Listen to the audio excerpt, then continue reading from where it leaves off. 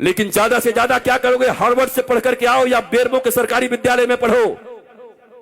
विद्या का, मैं इधर बैठे हुए जितने भी विद्वान लोग बैठे हुए हैं, एजुकेटेड लोग बैठे हुए हैं, लिटरेट बैठे हैं, उनसे पूछता हूं, विद्या का उद्देश्य क्या है? एजुकेशन का उद्देश्य क्या है? किसके लिए अपने बच्चों को पढ़ाते हो? तुम खुद किस लिए पढ़े थे? किसके लिए? एम्प्लॉयमेंट के लिए, नथिंग एल्स। रोटी कपड़ा और मकान, एक दुकान, दो दुकान, 5 दुकान, 7 दुकान, उसके बाद सीधा श्मशान। यही है तुम्हारी जिंदगी। रोटी कपड़ा और मकान, 70 साल की जिंदगी में 1 से 5 दुकान किए और फिर 4 कंधों पर श्मशान चले गए। इसी के लिए पृथ्वी पर आए थे। सारी जिंदगी टेंशन, सारा जिंदगी दुख, सारा जिंदगी डिप्रेशन, सारा जिंदगी हाय हाय, सारी जिंदगी कर्ज, सारे जिंदगी रिश्तेदारों को मनाते रहे, एक दूसरे से नीचा देखने और दिखाने का काम चलता रहा और उसके बाद एक दिन तुम्हारी मृत्यु आ गई। हमने सुना था कि मनुष्य का जीवन सबसे सार्थक होता है। दुर्लभो मानुषो देहि देहि नाम क्षणभंगुरः तत्रापि दुर्लभम मन्ये वैकुंठ प्रिय दर्शनम। ये दुनिया में सबसे ज्यादा का, सबसे अधिक, सबसे ज्यादा प्रभावशाली मानवीय जीवन है। क्या ये जीवन है? क्या इस जीवन के लिए मनुष्य को श्रेष्ठ बोला गया है? ये कौन सी श्रेष्ठता है तुम्हारी? तुम चैन से सो नहीं सकते, तुम चैन से बैठ नहीं सकते, तुम पड़ोसियों का उत्थान नहीं देख सकते, तुम दुख को हैंडल नहीं कर सकते। राम जी के जैसा सत्ता चला जाए, उसके बाद भी जब माता कौशल्या पूछती हैं, राम तुमने सब काम कर लिया ना, सारी पूजाएं कर ली ना, कल मेरे बेटे का राज्याभिषेक होने वाला है, कल तो युवराज बनेगा। तो धीरे से राम जी कहते हैं, माँ मेरे पिताजी इतने छोटे थोड़ी हैं। बोला क्या हुआ? मेरे पिताजी ने निर्णय किया है कि छोटे से राज्य अयोध्या का मुझे युवराज नहीं बनाएंगे। पिता दीन मोहि कानन राजू, उन्होंने मुझे बन का राजा बना दिया है, मुझे बन का विराट राजा बना दिया है। ये राम है। रातों रात सत्ता छिन गई पर अपने पिता को कह रहे हैं, मेरे पिता ने मुझे बन का राजा बना दिया। मां अयोध्या छोटी है, मैं बड़ा हूं ना। तो कहा तू इतना छोटा राज्य संभालेगा? तू बन का राज संभाल जा। लाखों ऋषि महर्षि तेरा इंतजार कर रहे हैं। कई सबरी तुम्हारे लिए बैठी हैं, कई सुतीक्षण बैठे हैं, कई सरभंग बैठे हैं, कई जटायु तुम्हारे लिए बैठे हैं, कहीं सुग्रीव बैठा है बाली से लात खाए। जाओ सबका उद्धार करो। और इसलिए राम को वनवास दे दिया। पर तुम्हारे जीवन में ऐसी स्थिति आ जाए तो तुम्हारे बच्चे आत्महत्या कर लेते। नंबर कम आ जाए, अगर पिताजी ने कह दिया, माता जी ने, अगर तेरा 80% से कम आया, शर्मा जी के बेटा से अगर तेरा नंबर कम आया तो मैं जहर खा लूंगी। बच्चा देखता है नंबर तो आया 60%, घर आते आते सोचता है आखिर माता पिता ने कहा है हम जहर खा जाएंगे, वो क्यों मरेंगे, हम ही खा जाते हैं। इतना प्रेशर क्यों पढ़ने का? क्या पढ़ा रहे हो? मशीन बना रहे हो बच्चों को? गधों की तरह बोझ टांग दिया है। यहां पर क्या करोगे? 2 रोटियां ही तो कमाओगे ना, 2 कपड़े ही तो पहनोगे ना, इतने ही ना, किससे कुछ ज्यादा?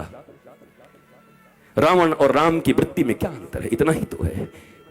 रावण कहता है कि दुनिया में जितना भी सुंदर है वो सब मेरा होना चाहिए, सब मेरा है। राम जी कहते हैं जो मेरा है वो सबसे सुंदर है। यही राम और रावण के विचार में अंतर है। जो मेरा है वो सबसे सुंदर है। दुनिया का सब सुंदर मेरा करने में तो रावण बन जाओगे। इस वृत्ति का अंतर है। यही राम और रावण का युद्ध है। जो प्राप्त है वही पर्याप्त है, नहीं तो सर्वत्र दुख व्याप्त है। जो प्राप्त है वही पर्याप्त है। मेरे पास जो कुछ है वही है। परिश्रम करो, पुरुषार्थ करो, प्रार्थना करो, पर रो मत। वही है वही जो राम रचि राखा, को करे तर्क बढ़ा वही शाखा। इसका मतलब ये नहीं कि आलसी बन जाओ। अगर मैं भी ये कह के पढ़ा होता कि राम जी का कथा होगा तो राम जी कराएंगे, तो क्या राम जी हमारे घर में एरोप्लेन घुसा देते? एयर इंडिया को क्या करते? हमें आना पड़ा, हमें निकलना पड़ा, वृंदावन से आकर के दिल्ली आना पड़ा, दिल्ली से हमें फ्लाइट लेनी पड़ी, फ्लाइट से आकर के रांची लेना पड़ा, रांची से 2.5-3 घंटे में हम और अन्नू बैठ करके साथ साथ में यहां तक पहुंचे, तब जाकर के बेरमो फूसरो पहुंचे। यहां घाटी ऐसी ऐसी, पूरा झारखंड। हम तो चैतन्य महाप्रभु को याद करते आ रहे थे कि हे महाप्रभु हरे राम हरे कृष्ण हरे राम हरे कृष्ण। पूरा पूरा हरियाली चारों तरफ थी, अच्छा था। आए, यहां भी आनंद आया, आपको देख करके आनंद आया। याद रखो, कहते तो सभी हैं पर विश्वास रखो, दोनों भुजा उठा के कहता हूं, मेरे लिए बस एक ही आह्लाद है, न कोई चढ़ावा न कोई सामान, बस हृदय से आकर के बैठ करके राम का गुणगान सुन लो, यही मेरी दक्षिणा है। अगर तुम्हारे मुख से राम और कृष्ण के नाम निकलने लगे, तुम्हारे बच्चे अगर शिवाजी और छत्रपति महाराणा प्रताप इत्यादि की तरह होने लगे, विवेकानंद होने लगे, तो मेरी दक्षिणा मुझे मिल गई है। इससे ज्यादा क्या चाहिए? कपड़े भी हैं, गाड़ियां भी हैं, आश्रम भी हैं, बहुत कुछ है। अब क्या करूंगा? मैं अकेला हूं। अकेला नहीं हूं, मेरे साथ 8 अरब लोग हैं।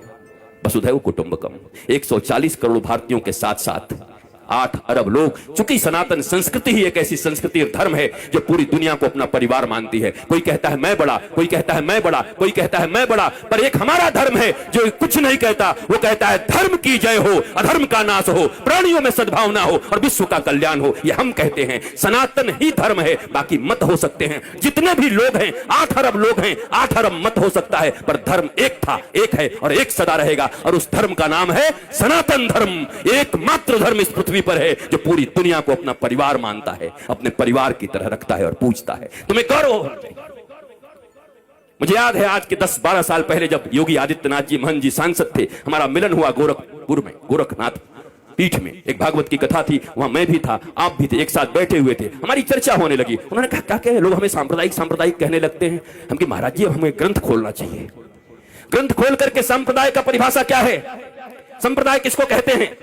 सम्यक प्रकार से हमारे पूर्वजों ने जो हमको प्रदान किया है, जो विचारधारा, जो अपनी विचारधारा, पवित्र विचारधारा हमारे पूर्वजों ने हमें प्रदान किया है, उसको कहते हैं सम्यक प्रकार से विचारों को प्रदान करने की प्रक्रिया को संप्रदाय कहते हैं। और अगर इसे संप्रदाय कहते हैं तो महाराज आज के बाद आप कह दीजिएगा टीवी चैनलों पर कि गर्व से कहो हम सांप्रदायिक हैं, हमारे पूर्वजों ने हमको जो विचार दिया है उसको लेकर के हम इस दुनिया में चल रहे हैं। लज्जा क्यों करते हो, शर्म क्यों करते हो? ये अनपढ़ लोग, ये गंवार लोग जिन्होंने मैकोले की शिक्षा विद्या पढ़ा करके तुम्हें पीछे की ओर ढकेल दिया, तुम सच्ची बात भी कहते हो तो कहने के लायक नहीं रह जाते हो। सांप्रदायिक कोई खराब शब्द नहीं है, संप्रदाय शब्द भारत का सबसे प्यारा शब्द है, सनातन संस्कृति का सबसे प्यारा शब्द है। पर तुमको संप्रदाय के लिए क्या पढ़ा दिया गया? तुष्टीकरण और संप्रदाय पढ़ा दिया गया तुमको। यहां तुष्टीकरण नहीं, यहां 140 करोड़ लोगों के संतुष्टीकरण की बात होती है। यहां 8 अरब विश्व के लोगों की संतुष्टीकरण की बात होती है। यह है सनातन धर्म। तुम्हें गौरव होना चाहिए अपने धर्म के ऊपर, पर तुम बैकडोर में रहते हो, पीछे रहते हो, क्योंकि तुम्हारे पास ज्ञान नहीं है, क्योंकि तुमने हिंदी नहीं पढ़ी, तुम इंग्लिश पढ़ रहे हो। ना हिंदी ना इंग्लिश, ये मिली जुली। मुझे ताज्जुब तब लगता है जब ये भोजपुरी सिनेमा के एक्टर भी जब टीवी पर आते हैं तो एंड आई इफ यू, अरे भोजपुरी में पिक्चर बनाए, भोजपुरी में बोल। ये हिंदी एक्टर जब आते हैं, सिनेमा बनाएंगे, हिंदी बनेंगे, कूली बनेंगे, गांव के आदमी, पर जब आएंगे तो एंड आई एंड दिया एंड मेरी जान आँखें, अरे हिंदी बोल भाई। तुमको इन हिंदी वालों ने सुपरस्टार बनाया है, टेटे टेटे इंग्लिश बोलता है बैठ के। पर हमारे देश में अंग्रेजी बोलना मतलब एजुकेटेड होना, ज्ञानी होना। हे भारतीयों, इस गुलामी से कब निकलोगे? इस दुनिया में सबसे रीच लैंग्वेज है तो संस्कृत है, और सबसे पुअर लैंग्वेज है तो इंग्लिश है। संस्कृत के पास 1,74,00,000 से ज्यादा वर्ड्स हैं। करोड़ कह दिया, अरब।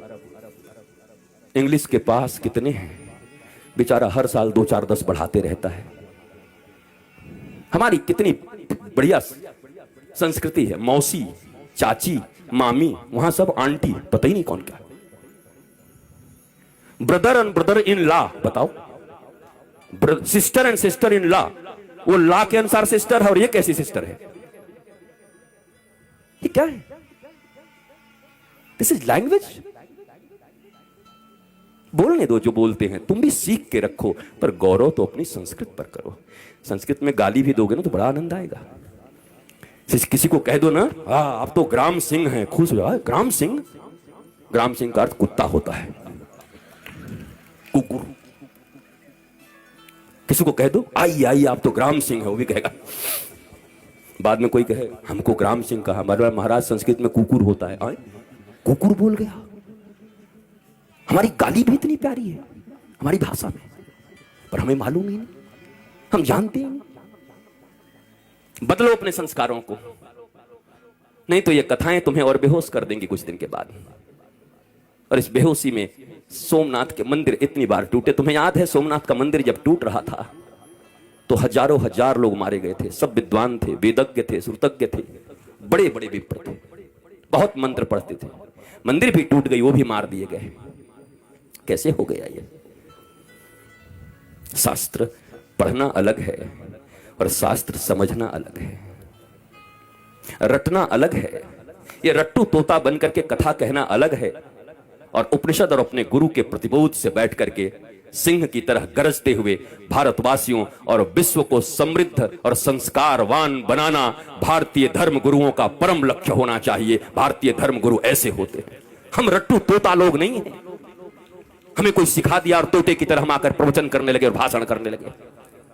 वैसे ऐसे लोग हैं। 7 दिनों में लोग कहते हैं, क्या कहूं, इस श्लोक का वर्णन तो अगर मैं करने लगूं तो 7 दिन तक करना पड़ेगा। हमने एक जगह पंडाल में कह दिया, पंडाल का खर्चा हम देंगे, तू करके दिखा। भाग गया,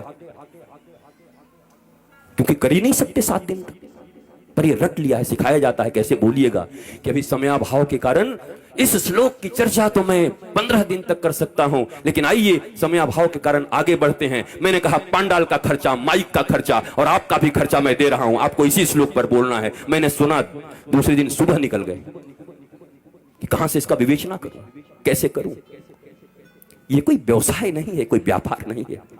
प्यार को व्यापार मत बनाओ। धर्म प्यार है, धर्म प्रीति है। धर्म से डरते नहीं हैं, धर्म प्रेम वर्धित करता है। भक्ति और विभक्ति 2 चीजें होती हैं। भक्त बनने आए हो, विभक्त का अर्थ होता है अलग होना भगवान से, और भक्त का अर्थ होता है जुड़ जाना। इस बाजारवाद की दुनिया में हर जगह बस सामान की तरह हम बिक रहे हैं। रोज तुम्हें लुभाया जा रहा है, पूरा बाजार चुंबक हो गया है, तुम सड़े हुए लोहे हो गए हो। सब कुछ उसी में छीना जा रहा है। कमाल हो गया। बरसों से हमारी रक्षाबंधन की कितनी सुंदर परंपरा चली आ रही है, और उस परंपरा में आज क्या होता है, फलाना डायमंड दो, इस रक्षाबंधन पर अपनी बहन को उपहार दो। बताओ वो भाई क्या करेगा जो खेतों में काम करता है। पीढ़ियों का उनका प्यार भाई बहन के बीच, पर ये प्रचार भाई बहन के प्रेम, पति पत्नी को मैंने देखा, ये कुकर लाओ और बीबी से प्यार बढ़ाओ। हम कि वाह, ये कुकर नहीं होगा तो बीबी से प्रेम नहीं होगा, पत्नी से प्रेम नहीं होगा, कुकर से प्रेम होगा। कुकर और पत्नी का क्या संबंध है? डायमंड और भाई बहन का क्या संबंध है? हर चीज को पैसे से जोड़ दिया। बात बढ़ाना भैया, सबसे बड़ा रुपया। कहीं रिश्ते नहीं रह गए, गांव नहीं रह गए। और इस कोरोना में उन शहरों में जो कबूतर की तरह लेकर के फ्लैट रहते थे, टुकुड़कू कुकड़ुकू, उनको पहली बार पता चला कि गांव और गांव की गलियों और गांव के वृक्षों का क्या महत्व है। तरस गए वो ऑक्सीजन के लिए, पर गांव में लोग ऐसे सीना करके घूमते रहे। भारत गांवों का देश था। यहां ऑक्सीजन फ्री, यहां जल फ्री, और सबके सब पहले हम ऐसे भारतवासी लोग हैं। पहले इतना यूरिया डाल दिया, खेती करने लगे, पंजाब में खेती होने लगी, पंजाब में इतना अन्न उपज, हरित क्रांति आ गई। ऐसी हरित क्रांति आ गई कि पंजाब से ट्रेन चलने लगी, कैंसर स्पेशल ट्रेन। क्या करोगे ऐसी हरित क्रांति का जब अपने ही बच्चों को कैंसर का पेशेंट बनाते रहे? इतनी भूख और इतनी लालच किस बात की है? तो ये भारतवासियों को हो क्या गया है? जो भारत विश्व गुरु था, जिस भारत की माताएं प्रहलाद, अलर्क जैसे पुत्रों को जन्म देती थी, ये हो क्या गया है? ये कहां से बुद्धि बिगड़ गई हमारी? ये कहां से आपके बच्चों में आप कंपटीशन भर रहे हैं, सिर्फ प्रतियोगिता भर रहे हैं। इतना छोटा बच्चा होता है, उसको प्रतियोगिता से तुम्हें इतना नंबर लाना पड़ेगा, उससे ज्यादा नंबर लाना पड़ेगा। क्या क्या बना रहे हो उसको? कोई कहता है डॉक्टर बनो, कोई कहता है इंजीनियर बनो, कोई कहता है ये बनो, कोई कहता है व्यवसायी बनो। कोई नहीं कहता बेटा तो कुछ बन न बन, पर श्रवण कुमार की तरह ऐसा बनना कि बूढ़े माता पिता को अगर तीर्थ करने का मन हो तो कंधे पर बिठा के ले चलना। इंसान बन जा, आदमी बन जा, सच्चा बेटा बन जा। वो कोई नहीं बना रहा। उसके बाद रो रहे हैं, उसके बाद निंदा कर रहे हैं, गांव में घूम घूम के हमारा बेटा हमारी बात नहीं सुनता, बहू बात नहीं सुनती, बेटी बात नहीं सुनती। आपने शिक्षा क्या दिया था? और आपकी भी गलती नहीं है मेरे माता पिता, और मैं औलादों को भी कहूंगा, ये जो बेटे और बेटी हैं, इतना कम से कम मानो, जिन्होंने तुम्हें इस पृथ्वी पर लाया है, जिन्होंने गर्भ में रखा है, उससे अपना तुम्हारा इस दुनिया में कोई नहीं हो सकता। फिर दोनों भुजा उठा के कहता हूं, इस दुनिया में अगर तुम्हारा कोई सबसे सच्चा मित्र हो सकता है तो माता पिता और गुरु, इसके सिवा तुम्हारा कोई मित्र नहीं हो सकता। बाकी सब पता नहीं कहां तुम्हें ढकेल देंगे। पहली गुरु माँ पिता, इन दोनों के तुम न हुए तो दुनिया वाले तुम्हारे अपने होंगे। किसको मित्र मान रहे हो? दुनिया में कैसे फ्रेंडशिप है? मेरी वो फास्ट फ्रेंड है, किस लिए? मैं सही करूं या गलत करूं, सदा मेरे साथ खड़ा रहता है। अरे तो तुम्हारा वो दुश्मन है। ये तो दुर्योधन और कर्ण की दोस्ती हो गई। कर्ण को दुर्योधन ने अंग देश का राजा बना दिया, इसलिए कर्ण श्री कृष्ण और धर्म के खिलाफ खड़ा हो गया, और खिलाफ खड़ा हो गया तो 12 के भाव में मारा गया। जबकि कर्ण से बड़ा कोई दानवीर नहीं था, कर्ण से बड़ा कोई वीर नहीं था, सूरवीर नहीं था। ऐसा कोई बढ़िया धनुर्धर नहीं था, पर धर्म और भगवान के खिलाफ खड़े हो गए तो तुम्हारी कोई धनुर्धारिता काम नहीं करेगी। धर्मो रक्षति रक्षितः, जो धर्म की रक्षा करता है धर्म उसकी रक्षा करता है। परंतु हमारे मित्र ने हमको पैसा दे दिया तो हम भगवान के खिलाफ भी खड़े हो जाएंगे, यही तो कर्ण ने किया। गांधारी को कहते हैं वो पतिव्रता थी। कैसी पतिव्रता थी वो? पति अंधा था। पतिव्रता का अर्थ होता है अंधे पति को अपनी दोनों आंखों से वो दिखाती, हर चीज बताती, पति की आंख बन जाती, तब पतिव्रता कहता। पति तो पहले से अंधा था, वो भी पट्टी बांध करके दुर्योधन अन्याय पे अन्याय करता रहा, पर धृतराष्ट्र की तरह गांधारी भी आंख बंद करके बैठी थी। वो कैसी पतिव्रता हो सकती हैं? और अगर पतिव्रता थी तो अपने 99 पुत्रों में से एक को क्यों नहीं बचा सकी? अगर इतनी ही पतिव्रता थी तो उनका आशीर्वाद उनके पुत्रों को क्यों नहीं मिला? क्यों मारे गए सबके सब? कुरुक्षेत्र के मैदान में रक्त रंजित होकर के क्यों पड़े रहे सब? क्योंकि धर्म नहीं अपनाया। पतिव्रता ये नहीं होता। अगर पिता नहीं समझ पा रहे हैं तो मां का यह कर्तव्य है कि अपने बच्चों को कुपथ से जाने से रोके। नहीं नहीं नहीं, इट्स नॉट गुड, मत जाओ इधर, ये ठीक नहीं है, तुम्हें धर्म पथ पर चलना है मेरे बेटे, तुम धर्म पथ पर चलो। पर हम सब बस एक ही चीज सिखा रहे हैं, बढ़िया कमाना